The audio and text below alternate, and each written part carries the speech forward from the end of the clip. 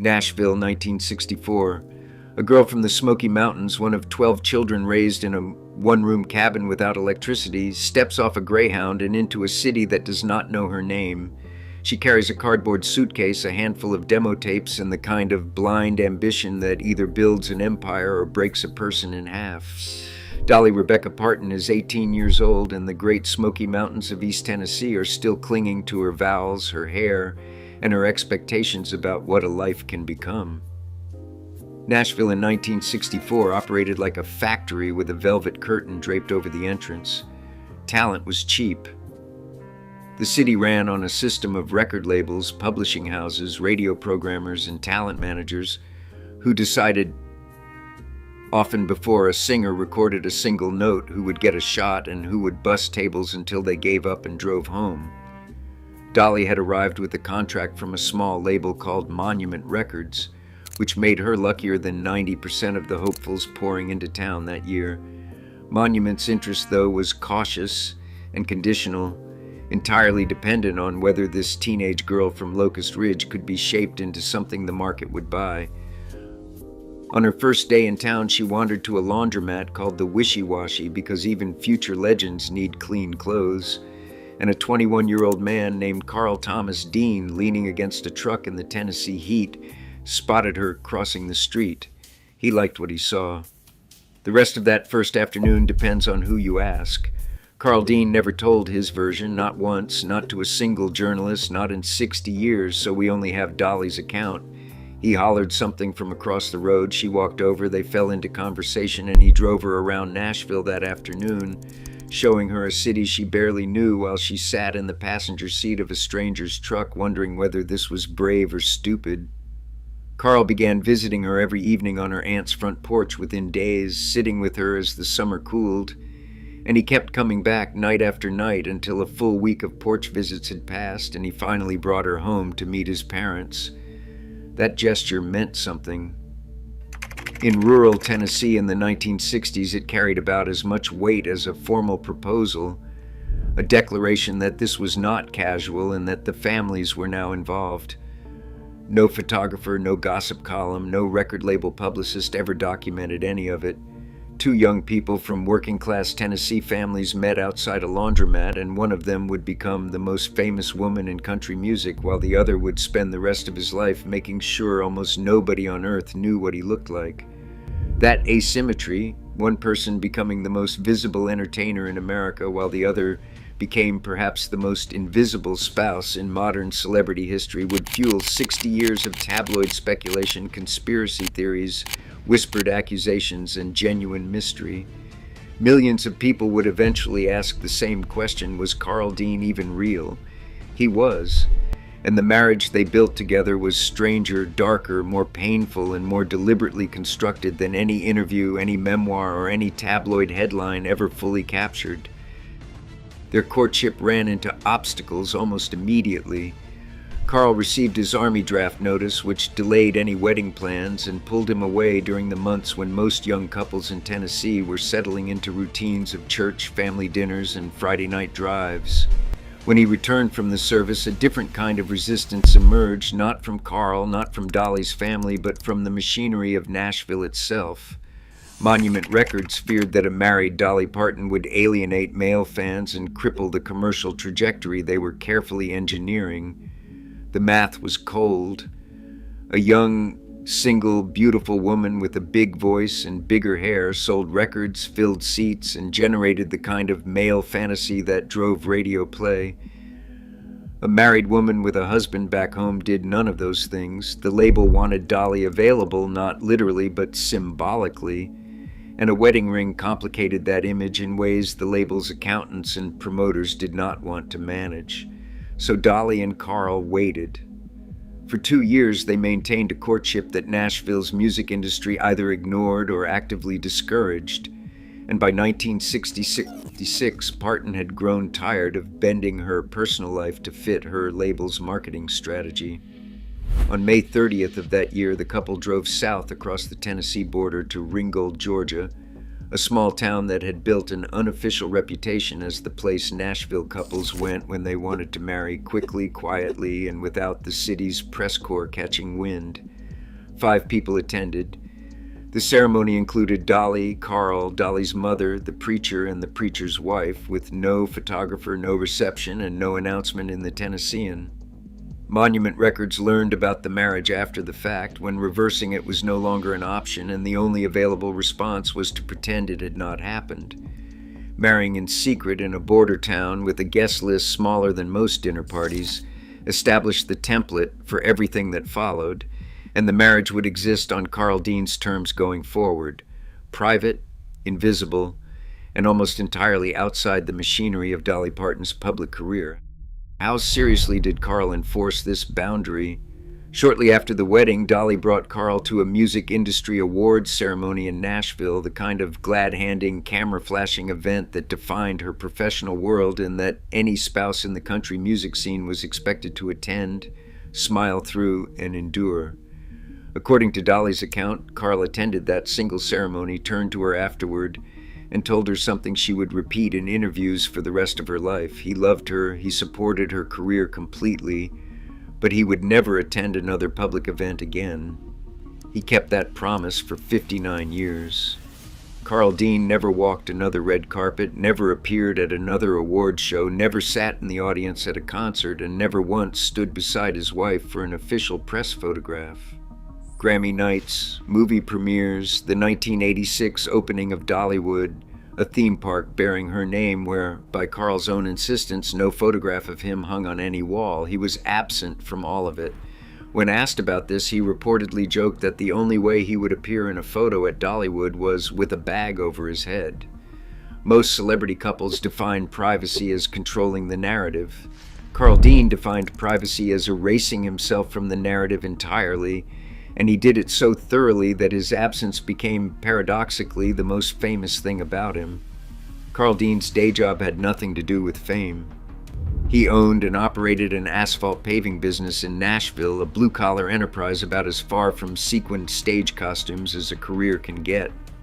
While Dolly toured the world in custom-built buses, performing to stadiums of tens of thousands, Carl paved driveways and parking lots in Middle Tennessee, visited auto parts stores, and attended local baseball games, living the life of a man whose wife was not, by any observable evidence, one of the most recognized humans alive.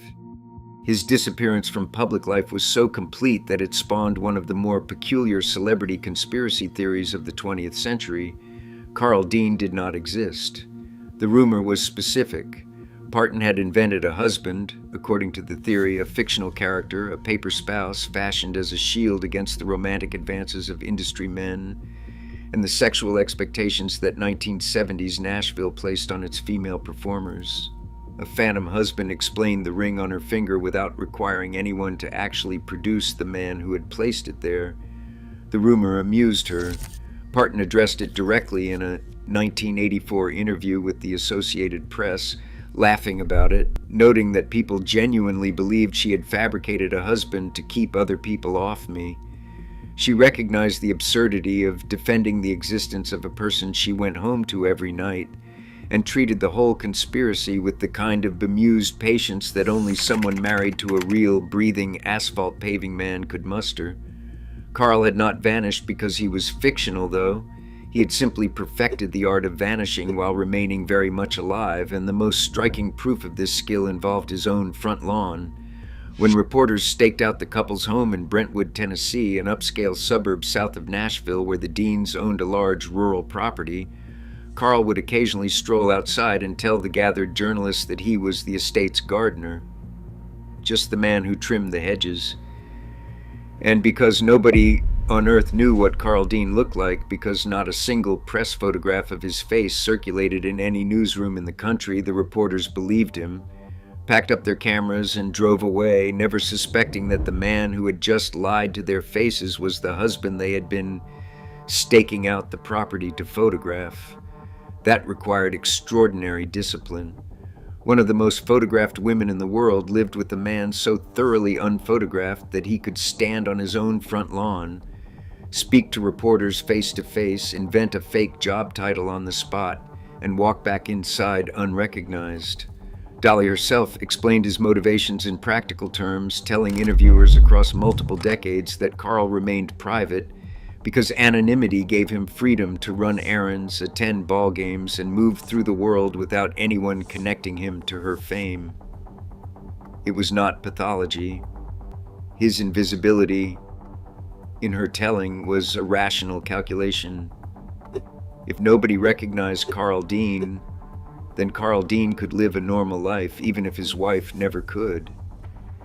Sandy Gallen, Parton's manager for 25 years and her business partner in the production company they co-owned, offered a different angle, one focused less on Carl's preference and more on its practical consequences for Dolly's output. The assessment was blunt. Gallen observed that Parton's extraordinary professional productivity, the relentless touring, the songwriting, the film career, the business empire, was made possible specifically because Dean provided a quiet, stable anchor back home, never competing for her spotlight, never demanding she slow down, and never appearing at industry events expecting introductions or a chair at the table. Whether this arrangement was liberating, lonely, or some unstable compound of both depended entirely on which year of their marriage you examined. The rumors never stopped. Carl's absence left a void that speculation filled the way water fills a crack in a dam, quickly and forcefully, and without much concern for what was actually on the other side. The most persistent theory, after the Carl doesn't exist line had been retired, targeted Dolly's relationship with Judy Ogle. Their bond went back decades. Both women had been inseparable since childhood in the Smoky Mountains, growing up in the same impoverished stretch of East Tennessee where indoor plumbing was a luxury and neighbors functioned more like extended family, and their closeness only deepened as Dolly's career grew. Ogle became Parton's full-time assistant, road companion, and constant presence. The person who occupied the seat next to Dolly on tour buses, shared hotel rooms during months-long concert swings, and answered the phone when Dolly called in the middle of the night. In her 1994 autobiography, Dolly, My Life and Other Unfinished Business, Parton documented this relationship in detail. Ogle was everything. She described her as a valet and sounding board and a woman who lived with her on the road and functioned as the single most constant presence in her daily life outside of Carl. And given how rarely Dolly and Carl occupied the same city during touring seasons, Ogle's company may have been even more constant than Carl's. The bond was intimate but platonic, Parton insisted, the kind of friendship that develops between two people who have known each other since before either of them had anything worth protecting. Tabloids drew a different conclusion entirely. For decades, gossip columns speculated that the marriage to Carl was a front, a convenient legal fiction that allowed Parton and Ogle to live as romantic partners without destroying Dolly's career in the conservative country music market, where the audience skewed rural, religious, and deeply uncomfortable with anything that challenged traditional gender roles. Parton denied this with increasing frustration over the years, pushing back directly in a 1991 interview with Vanity Fair, and stating plainly in a 2019 interview with The Sun that while she supported the gay community, she was straight, and the persistent rumors embarrassed Ogle more than they bothered her. The denials never fully killed the theory. No denial can compete with a story that people want to believe, and the image of Dolly Parton maintaining a decades-long secret love affair possessed a romantic appeal that no amount of on-the-record correction could dissolve. Then there were the men. Tabloids linked Dolly to nearly every male co-star she worked with, but no name recurred more frequently than Burt Reynolds, her co-star in The Best Little Whorehouse in Texas. Parton acknowledged that their on-screen chemistry fed the gossip machine, and she handled the Reynolds rumors with the kind of sly deflection that made her one of the most skilled interview subjects in entertainment, once noting with a grin that she had gotten Carl's permission in writing to kiss Reynolds on screen. Whether this was a joke or an actual notarized document, she never clarified. The ambiguity was the point. But of all the romantic ghosts that haunted the Parton-Dean marriage, the most culturally durable was not a real person but a song. Jolene released in 1973, became one of the most recognizable tracks in the history of country music, a desperate, pleading ballad addressed to a beautiful woman who threatened to steal the narrator's man. Everyone wanted to know who she was, fans obsessed for decades over the identity of the real Jolene, debating whether she had actually taken Carl and whether she was still out there somewhere living with the knowledge that she had inspired a classic. Parton answered the question in a 2008 interview with NPR. The answer was both more mundane and more revealing than the mythology suggested. A tall, red-headed bank teller who had flirted with Carl shortly after the couple married, noticed by both Dolly and Carl, and eventually turned into a running joke between them. A piece of marital humor that Parton transmuted into a #1 single, a cultural phenomenon, and one of the most covered songs in music history. The real flirtation lasted a few visits to a bank window, but the song it inspired has outlived both of them. By the early 1980s, the machine Dolly and Carl had built, fame for her, silence for him, distance between them measured in tour buses and time zones, began showing fractures that no interview quip could conceal. In 1984, Parton underwent a partial hysterectomy to treat severe endometriosis, a condition that had caused her years of pain and medical complications, and the surgery permanently ended whatever chance the couple had of conceiving a biological child. The loss cut deep. Speaking to The Guardian in 2014, Dolly reflected on it with a candor that had taken decades to develop, recalling that she and Carl had once picked out names for their future children, Carla for a girl among them, and that the anticipation of parenthood had been part of the architecture of their early marriage, one of the assumed milestones that couples in the 1960s in Tennessee expected to reach as naturally as buying a house or planting a garden. Dolly told The Guardian that she had come to accept, even appreciate, the absence of motherhood. Her reasoning was brutally honest about her own psychology. She believed that if she had become a mother, the guilt of touring while her children grew up without her would have destroyed her career, that she would have quit entirely because half measures were not in her nature, and the image of her children asking why mommy was always gone would have eaten her alive. Motherhood and her career, in her own estimation, could not coexist. The hysterectomy, in a grim way, resolved a dilemma she might never have had the strength to resolve on her own. That acceptance came later. It was shaped by years of distance from the grief and years of professional triumphs that filled the space where parenthood might have lived. But in the early 1980s, the pain was raw and immediate, and it collided with something else Dolly had been carrying, a secret she would not fully discuss for years.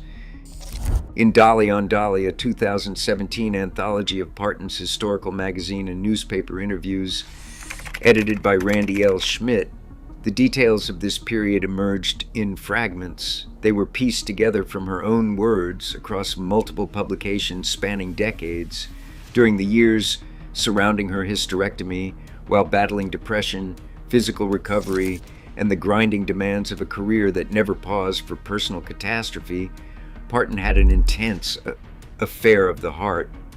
She never named the man or confirmed whether the relationship became physical, describing it only as an emotional entanglement that consumed her, a connection so overwhelming that the guilt of maintaining it while married to Carl shredded whatever stability she had left. The guilt compounded until one night, alone in her bedroom, Dolly Parton picked up a gun with the intention of ending her own life. What stopped her was almost absurdly ordinary.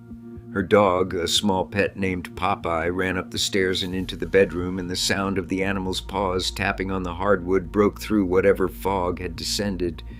Parton interpreted the moment as a divine intervention, God sending a message through a pet's clumsy, oblivious entrance, and she put the gun down. No intervention team arrived, no phone call landed at the right second, just a dog scrambling up a staircase while a woman decided to stay alive. How Carl Dean reacted to the emotional affair, the depression, or the night with the gun remains unknown. He said nothing. Not a word about any of it ever left his mouth, not to the press, not in any recorded format, not in a single sentence that entered the public record.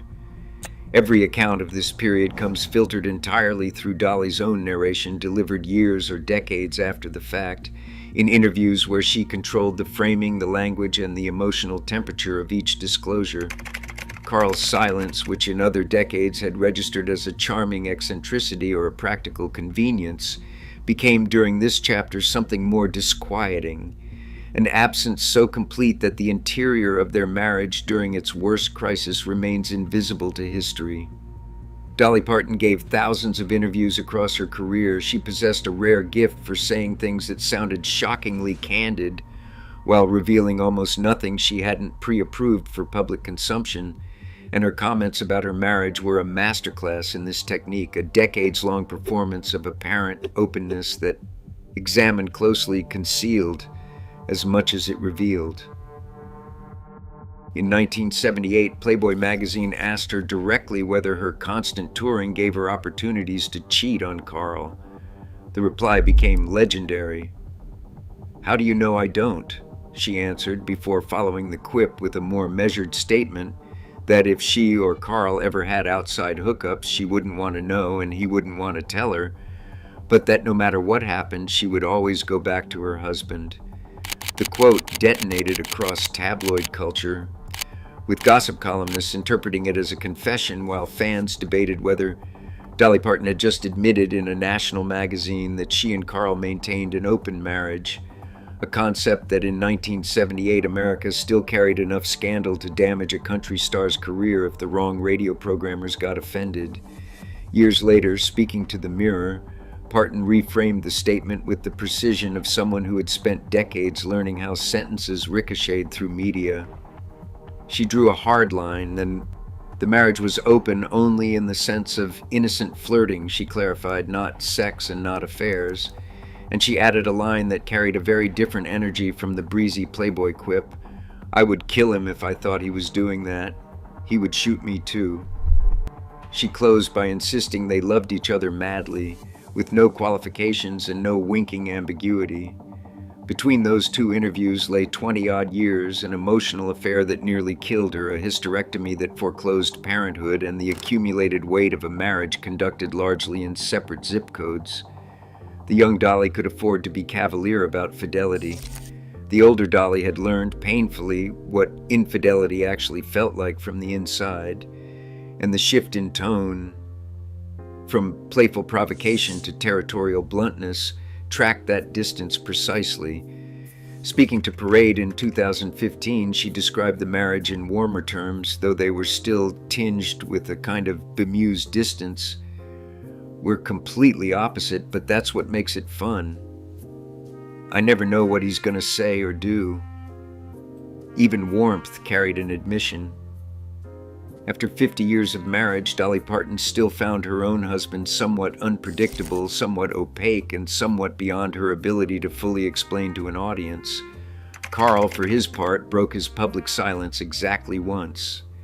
In 2016, to mark their 50th wedding anniversary, an occasion they celebrated by renewing their vows, he released a brief written statement through a publicist. "My first thought was, I'm going to marry that girl. My second thought was, Lord, she's good looking. And that was the day my life began." 2 sentences covering 50 years, that was everything the public would ever hear from Carl Dean in his own voice. In 2019, a photograph appeared in the tabloids that for anyone else would have been entirely unremarkable. An older man in khaki pants and a baseball cap, running errands in Brentwood, Tennessee, walking across a parking lot with the unhurried gait of someone thinking about lunch, not legacy. The man was Carl Dean. According to Extra TV, it was the first time he had been photographed by the press in approximately 40 years. 4 decades between camera clicks. The photograph circulated not because it showed anything unusual, but because it proved once again that Carl Dean was a real person who occupied physical space and bought groceries like everyone else. What the photograph did not reveal, what no press outlet confirmed until after his death, was that Carl had been living with Alzheimer's disease since roughly that same year. The man in the parking lot had already begun losing the memories of a marriage that had consumed his entire adult life. The porch visits, the secret ceremony in Ringgold, the gardener disguise, the paving company, The 50 years of chosen silence and whatever he truly thought about Dolly's career, her fame, or the night she reached for a gun. All of it dissolving in a process that no amount of privacy could control. Carl Thomas Dean died in Nashville on March 3, 2025, at the age of 82. His family never released an official cause of death, though multiple outlets, including Men's Journal and Dublin Live, corroborated that Alzheimer's had affected him for years prior to his passing. Dolly released a statement on Instagram. "Carl and I spent many wonderful years together. Words can't do justice to the love we shared for over 60 years. 17 months later, Dolly Parton died in Nashville at the age of 80 after a brief battle with cancer. The date was August 25, 2026. Her nephew, Brian Seaver, announced her passing to the world, a final act of family gatekeeping in a tradition that Carl himself had established decades earlier. According to Dublin Live, she had put her own health concerns aside in Carl's final years to care for him through the progression of his disease, a detail that reframed their long separations in a new and uncomfortable light. The woman who had spent decades on the road away from her husband, building an empire he refused to enter, spent his last years at his side, watching the man she married outside a laundromat forget everything. Here is what we know for certain about the marriage of Dolly Parton and Carl Dean. The facts are sparse. They met outside a laundromat in 1964, married in secret in 1966, and remained legally wed until his death in 2025, a span of 58 years and 9 months. Carl attended one public event and never attended another, while Dolly became one of the most recognized humans on the planet and Carl paved driveways. She wrote Jolene about a bank teller who smiled at him too long, and he wrote her love poems that no journalist has ever read. Here is what we do not know. Carl Dean's actual thoughts about any of it, his feelings about Dolly's fame, about her touring schedule, about the emotional affair that nearly destroyed her, about the decades they spent in different cities, about the conspiracy theory that he did not exist. None of it survives in any recorded statement, interview, memoir, or document beyond a single 2-sentence anniversary message released through a publicist in 2016. Every description of Carl's personality, his motivations, and his inner life that exists in the public record was written, spoken, or approved by Dolly Parton. She controlled the story.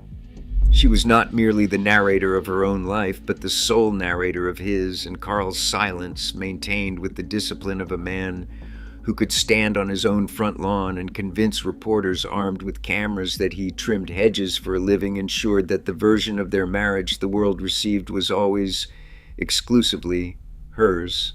Closer Weekly reported that the couple built a private chapel on their Tennessee farm and that Carl regularly wrote Dolly love poems, but no independent sources ever confirmed either claim, with no property records for the chapel, no family member willing to go on the record, and no second witness to the poems. Nobody can verify any of it. The chapel may exist and the poems may be beautiful, or the whole story may belong to the same half-lit space where most of this marriage lived. Somewhere between the facts Dolly chose to share and the silence Carl chose to keep. She told the whole world everything, while he told the whole world nothing, and they were married for 58 years, buried in the same city where they met, 6 decades and 17 months apart, in a story that neither one of them, for entirely different reasons, ever fully told.